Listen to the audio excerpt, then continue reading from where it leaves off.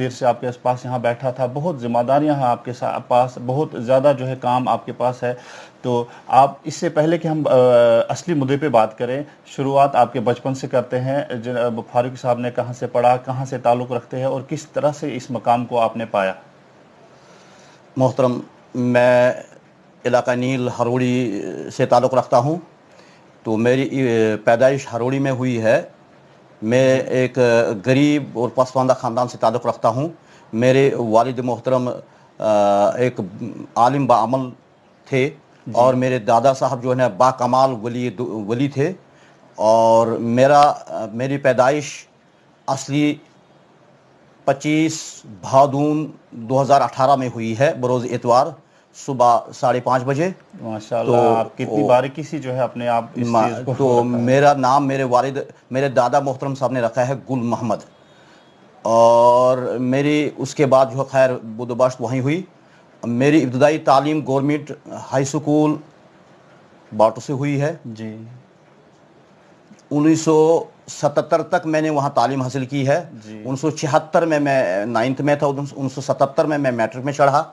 اور اس کے بعد میرے والد محترم دینی مشاغل کی طرف بہت زیادہ راغب تھے, اور ان کو دینی دلچسپی بہت تھی. وہ بار بار گھر میں کہا کرتے تھے کہ میں اپنی اس بیٹے کو کہیں دینی تعلیم کے لیے جو ہے بھیجوں گا.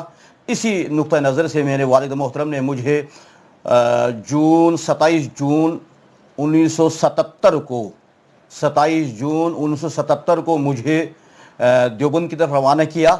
تو میرا پہلا سفر جو ہے کچھ میرے دوست, میرے رشتہ دار جو مقام ہنجھال بانیال کے تھے, اور ان کے ساتھ سفر شروع ہوا. اور پہلا پڑاؤ ہمارا دلی میں رہا. کچھ عرصہ میں نے دلی میں ایک چھوٹا سا دینی ادارہ تھا, مدرسہ عربیہ نظامیہ لاہوری گیٹ, وہاں پر میں نے ابتدائی تعلیم حاصل کی. اور میں نے قرآن پاک کی کچھ سپارے وہاں پڑھے. اور اس کے بعد جو ہے میں یو پی کی طرف میں نے کوچ کیا.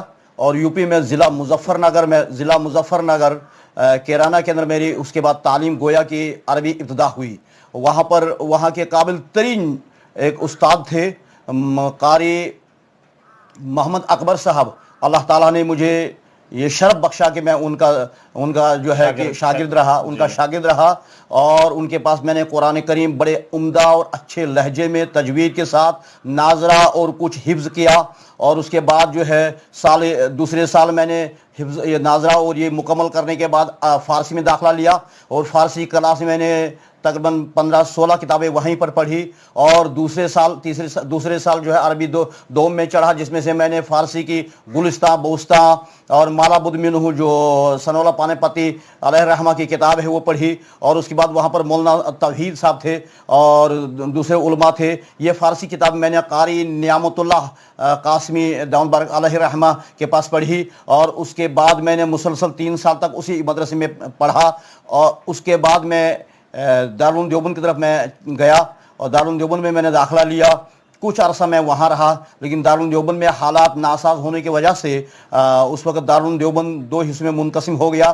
تو مجھے وہاں کے بہت بڑے بزرگ اور بہت بڑے عالم دین علامہ انظر شاہ کشمیری علیہ رحمہ نے دلی اپنے ساتھ لیا. اور مدرسہ عالیہ جو اس وقت ہندوستان کے اندر سب سے ممتاز ایک بہت بڑا ادارہ تھا, مدرسہ عالیہ فتح پوری, وہاں پر میرا داخلہ کرایا. اور چونکہ مدرسہ عالیہ میں اس زمانے کے جید علماء تھے, اور جن میں سرفرست قاضی سجاد حسین قاسمی علیہ رحمہ جو وہاں کے صدر مدرس اور شیخ الحدیث تھے, اور قاری محمد میاں صاحب جو زمانے کے سب سے بڑے مفقی تھے, اور قاضی نصر اللہ صاحب جو بہت بڑے محدث تھے, اور مولانا عبدالغفار صاحب جو اس زمانے کے سب سے بڑے ادیب تھے, اور مفتی عبدالدائم صاحب میں ان کا شاگرد رہ چکا ہوں جو منطق کے جو ہے کہ استاذ تھے. اور اس کے علاوہ اور بہت دوسرے ادیب بھی تھے, دوسرے محدثین بھی تھے. میرا داخلہ وہاں پر ہوا. الحمدللہ میں بڑوں کے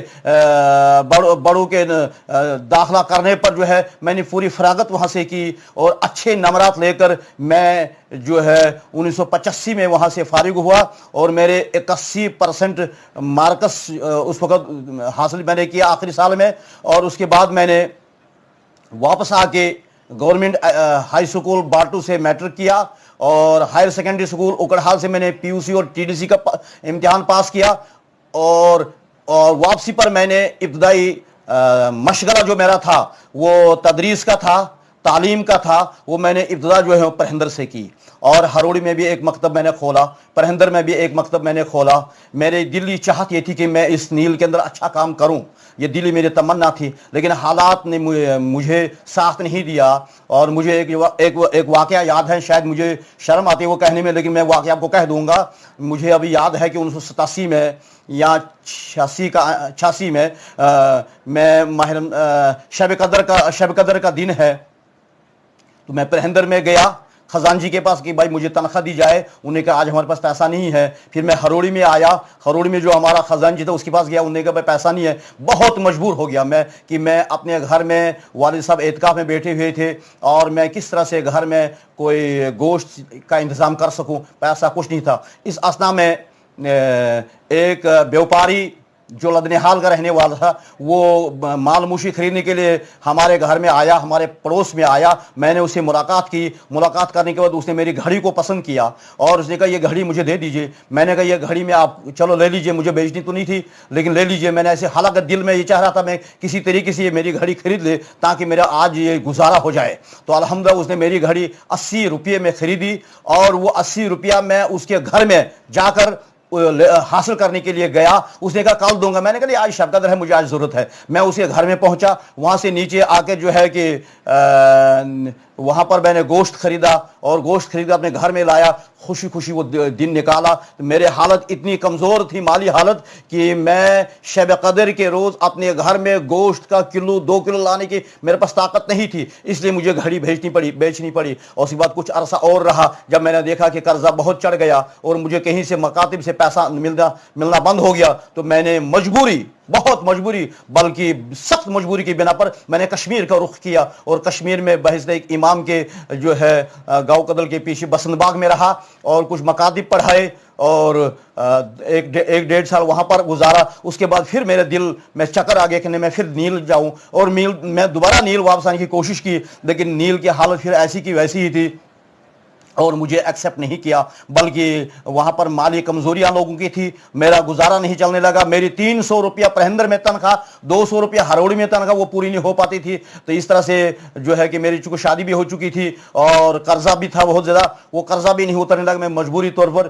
پھر مفتی عبدالغنی اظہری صاحب دامت برکاتہم، جو میرے مرشد ہے، میرے پیر ہے، اور انہوں نے سری نگر میں ایک میٹنگ بلائی۔ اس میٹنگ میں بھی گیا، اور اس وقت جمعیت کو قائم کیا گیا، جمعیت علماء جموں و کشمیر، جمعیت ہند کی شاخ، اس میں مجھے جموں کشمیر کا جنرل سیکرٹری بنا دیا گیا۔ اور اس کے بعد مجھے کہا کہ بھائی آپ جو ہے ایک ادارہ قائم کیجئے بانہال کے اندر، اور اظہری صاحب کے حکم پر ہم نے ایک ادارہ قائم کیا جس کا نام دارالرشیدہ گولڈن عدل کورٹ ہے، اور جو بانہال میں ابھی موجود ہے۔